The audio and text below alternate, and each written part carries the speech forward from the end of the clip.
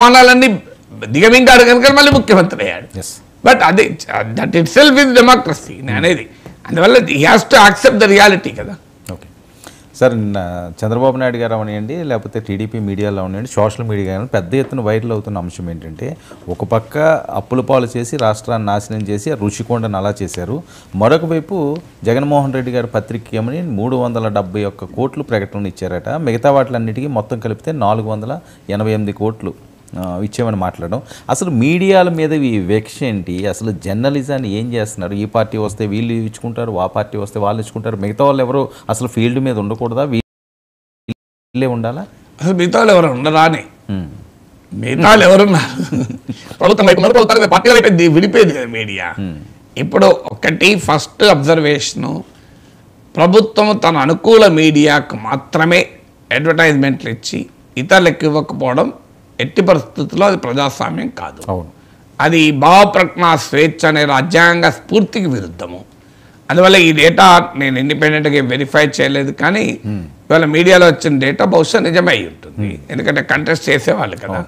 ఒక సాక్షికి మాత్రమే అడ్వర్టైజ్మెంట్లు ఇచ్చి అంత భారీగా మిగతా వారికి ఇవ్వకపోవడాన్ని ఎట్టి పరిస్థితుల్లో అది అంగీకారం కాదు. ఇంకో విషయం కూడా చెప్తాను. నేను కూడా ఒక పత్రిక ఎడిటర్గా పనిచేశాను, ఒక టీవీ ఛానల్కి ఎడిటర్ ఇన్ చీఫ్గా పనిచేశాను. అవును సార్.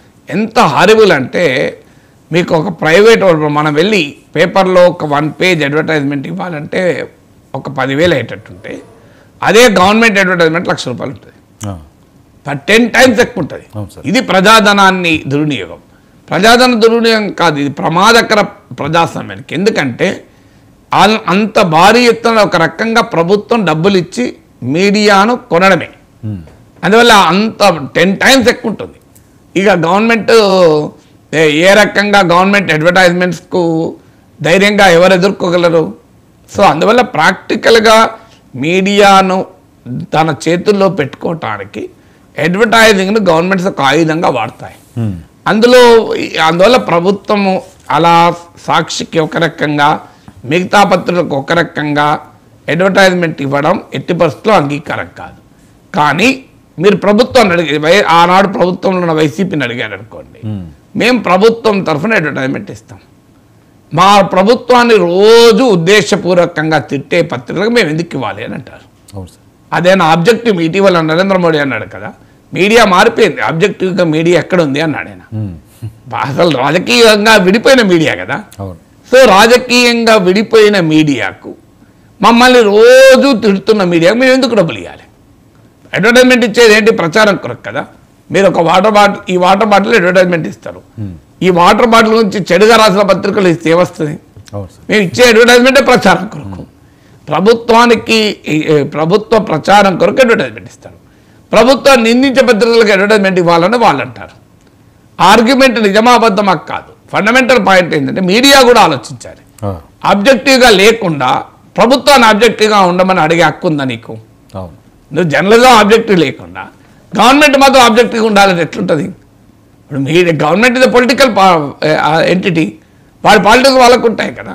ఇప్పుడు ఉదాహరణకు చంద్రబాబు నాయుడు ప్రభుత్వమే ఉంది. సాక్షికి, ఆంధ్రజ్యోతికి సమానంగా యాడ్స్ ఇస్తారా? ఈవెన్ సర్క్యులేషన్ ప్రకారం ప్రోరేటా బేసిస్ నేను ఇస్తారా? ఈనాడు జ్యోతికి కాకుండా సాక్షి కూడా ఈక్వల్గా ఇస్తారా? ఇవ్వమనండి. ఇచ్చేప్పుడు దాన్ని ప్రశ్నించవచ్చు. చూడండి, మేము సాక్షి కూడా ఇచ్చాము అడ్వర్టైజ్మెంట్లు, మా నిజాయితీ చూడండి అని అడగచ్చు. మరి ఆ డేట్ మీరు ఇప్పటివరకు 40 రోజులు అయింది కనుక ఇప్పుడు చెప్పలేము. సో అందువల్ల ఇప్పుడు సాక్షికి అడ్వర్టైజ్మెంట్లు అదే ప్రాతిపదికగా, అంటే సర్క్యులేషన్ ప్రాతిపదికగా ప్రోరేటాలు ఇవ్వాలి కదా. సో సాక్షి పేపర్కు, టీవీకి ఇస్తారా? సో అంటే అర్థం మరి ఎందుకు ఇవ్వరు? సాక్షి, జగన్ మీడియా, దానికి ఎందుకు ఇస్తామంటారు కదా.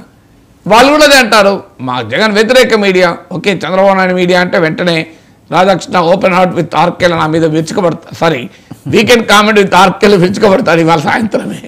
సో ప్రొఫెసర్ నాగేశ్వర్ ఎలా అంటాడు మమ్మల్ని అని. సో బట్ అది ఒకసారి విరుచుకోబడ్డారు కనుక చెప్తున్నా. ఏమండి ఇంతకుముందు విసుకబడ్డాడు కదా ఒకసారి. సో ఖలీల్ జిబ్రాన్ కవితలు చెప్తూ తటస్థుడని చెప్పుకునే నాగేశ్వరుడు ఒకసారి విరుచుకోబడ్డాడు. But still I respect him. Is very good journalist, దాంట్లో డౌట్ లేదు. పవర్ఫుల్ న్యూస్ సెన్స్ ఉన్న జర్నలిస్ట్, మంచి మిత్రుడు. సో బట్ హ్యూమరస్గా చెప్తున్నా. Sir. సో అందువల్ల నేనేమి ఆంధ్రజ్యోతి అన్ని తెలుగుదేశం పత్రికలు అంటలేను, బట్ ఖచ్చితంగా జగన్ను తీవ్రంగా ప్రశ్నించిన పత్రిక మీడియా. ఈ డిస్క్రిప్షన్కి అయితే I'm sure Radhakrishna will not disagree. జగన్ను తీవ్రంగా ప్రశ్నించిన మీడియా కదా. సో జగన్ను తీవ్రంగా ప్రశ్నించినటువంటి మీడియాకు జగన్ ప్రభుత్వం యాడ్స్ ఇవ్వలేదు. చంద్రబాబు నాయుడు తీవ్రంగా ప్రశ్నించే మీడియాకు చంద్రబాబు నాయుడు యాడ్స్ ఇస్తాడా, ఇవ్వమని అడుగుతారా? అవును. ఈయన ఆంధ్రజ్యోతిలో కూడా సంపాదకీయం రాసి మా పట్ల సాక్షి పట్ల సమదృక్పథం ఉండాలి చంద్రబాబు నాయుడుకు అని రాస్తారా? ఇప్పుడు ఓపెన్ ఆర్డర్ దానికి ఇవాళ ఈవినింగ్ వస్తుంది కదా, అవును. అందులో రాయాలి సాక్షి అయినా ఆంధ్రజ్యోతి అయినా చంద్రబాబుతో వివక్ష చూపకూడదు, గతంలో జగన్ చేసింది ఇదే, ఆ తప్పు మీరు చేయకూడదు అని రాస్తే నాకు అభ్యంతరం లేదు. ఇది అలా రాయాలి. ఇప్పుడు ఉదాహరణకు జగన్మోహన్ రెడ్డి ఉన్నాక ఏం చేశారు, TV5 ABNల పైన అప్రకటిత నిషేధం అవును. ఆంధ్రప్రదేశ్లో. నేను TV5 ఛానల్లో కూర్చొని విమర్శించింది తప్పని, ఇది తప్పు, ప్రజాస్వామ్యం. ఆ టీవీ ఛానళ్ళు ప్రభుత్వాన్ని ఉద్దేశపూర్వకంగా వ్యతిరేకిస్తున్నాయనే ఆరోపణ ఉన్నప్పటికీ still you should allow the media. ఇది నా స్టాండ్. TV9 పైన కేసీఆర్ ప్రభుత్వం ఆంక్షలు పెట్టినప్పుడు అసెంబ్లీలో కేసీఆర్ అన్ని పార్టీల ఎమ్మెల్యేలు ఎమ్మెల్సీల మీటింగ్ పెట్టాడు. ఆడ TV9 పైన 2014లో నేను తీవ్రంగా నేను రేవంత్ రెడ్డి వ్యతిరేకించింది, మేమిద్దరమే గట్టిగా వ్యతిరేకించాం, ఇది పద్ధతి కాదు అని. సో ఆ సభలో వ్యతిరేకించాం మేము. సో అంటే సీఎం అసెంబ్లీలో మీటింగ్ పెడితే, సో మేమిద్దరమే ఇది పద్ధతి కాదు. TV9 అప్పటికి నన్ను పిలవక 10 ఏళ్ళైంది. TV9 అప్పటికి నన్ను ఏ ప్రోగ్రాంకు పిలవక 10 ఏళ్ళైంది. అయినా నేను ఆడ TV9 ఇష్యూ కాదు. పోనీ ఇప్పుడు ఏదో నేను రోజు పోతున్న ఛానల్ నాకేదో వెస్టెడ్ ఇంట్రెస్ట్ ఉంది అంటే అది కూడా కాదు కదా. అప్పటికి నేను 10 years నేను TV9 పిలవక, స్టిల్ ఇప్పటికి నేను TV9 రాను పెద్దగా. ఎందుకంటే నేను ఓన్లీ డిబేట్లో కూడా మానేశాను, 1-to-1కే వస్తాను, టైం వేస్ట్ అని. TV9 వాళ్ళ పాలసీ ప్రకారం 1-to-1 పెట్టరు. అయినా కూడా డిఫెండెడ్ TV9. ఎందుకు?